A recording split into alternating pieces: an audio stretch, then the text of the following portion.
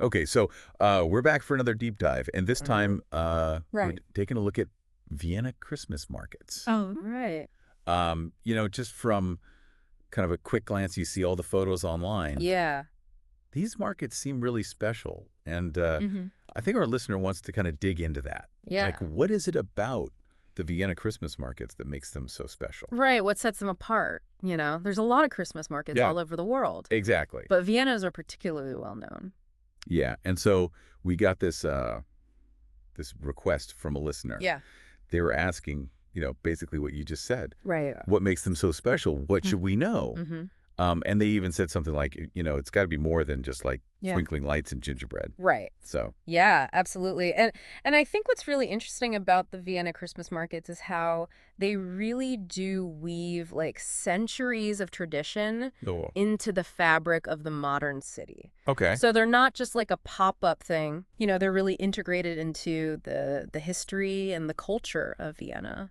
I love that. Yeah. Okay, so you're saying like they're almost like a living museum? Yeah, yeah, like living museums but with, Yeah. delicious food and Right. amazing gifts. Yeah, okay. Yeah. All right, so, I mean, we got to go way back then, right? Yeah. We're talking about history and tradition. Yeah, so I remember reading somewhere that these markets date back to like yeah. the Middle Ages. Yeah, even earlier actually. Okay. So imagine Vienna in 1298. Wait. Duke Albrecht I grants the city the privilege of holding a December market. Oh, wow. So that's kind of like the seed right there of Yeah. what we know today. Okay, so that's 1298. Mm-hmm. So we're talking over 700 years of history.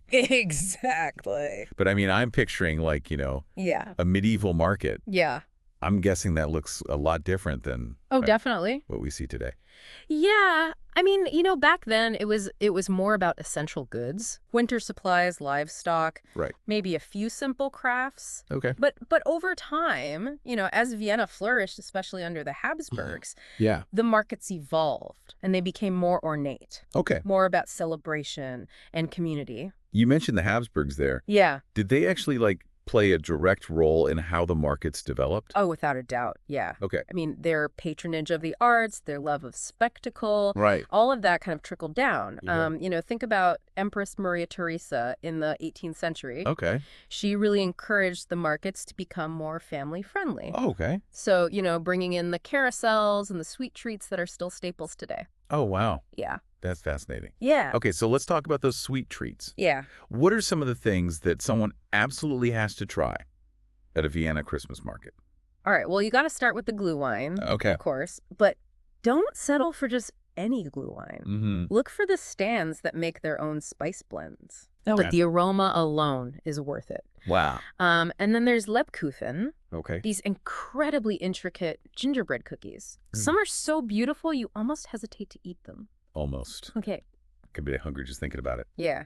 I am curious about the crafts at these markets. Yeah. I mean, is there anything particularly unique Yeah. about the crafts that you'd find there? What sets them apart from, say, like, a typical holiday craft you might find in the States? Or I think one thing that really stands out is the emphasis on traditional craftsmanship. Okay. So you'll find a lot of hand-blown glass ornaments, Mm-hmm. often with these like incredibly detailed scenes inside them. Oh, wow. And then wood carving is huge in Austria. Okay. So you'll find, hand-carved nativity figures, nutcrackers, toys, Wow. even intricate music boxes. Okay.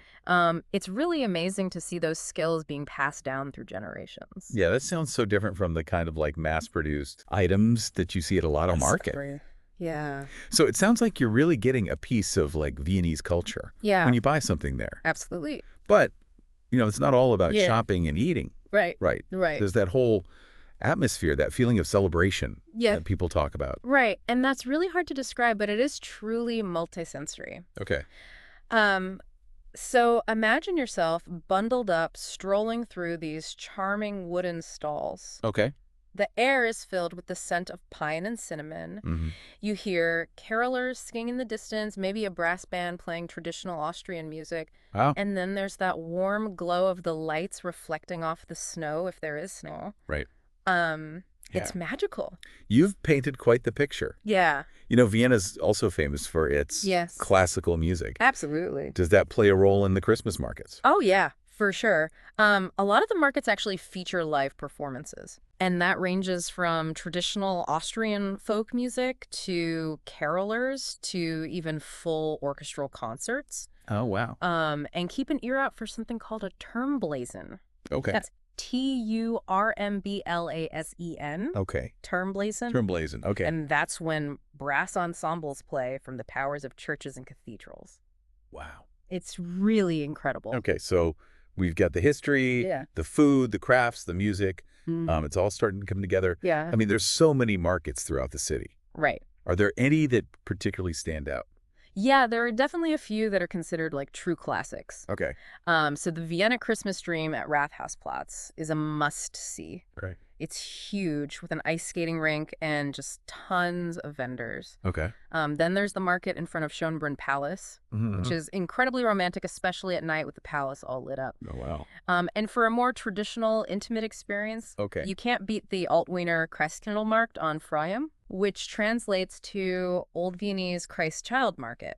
Oh, wow. It's one of the oldest, and it really focuses on high-quality handcrafted goods. Okay, this is all making me want to book a flight to Vienna, like right now. I know. So what does all this mean for our listener who is like craving that authentic Yeah. Christmas market experience? I think it means that Vienna offers a really immersive journey. Okay. You know, it's layers of history, culture, and tradition Mm-hmm. all wrapped up in this really festive atmosphere. Okay. And I think, you know, at the end of the day, it's about experiencing the heart of Vienna, not just buying souvenirs. That's beautifully put. Thank you. And with that, Yeah. I guess we should leave our listener with a final thought. All right. If you could only visit one stall at a Vienna Christmas market, Okay. which would it be and why? That's a tough one. Would you be drawn to like the sparkle of hand-blown glass ornaments, Yeah. the warmth of a glue wine stand, the intricate details of a hand-carved nativity scene? So many choices. I know. Tough one. Well, hopefully this deep dive will inspire your Yeah. next Christmas adventure. Absolutely. All right. Thanks for joining us for another deep dive. Thanks for having me. We'll see you next time. See ya. Bye. Bye.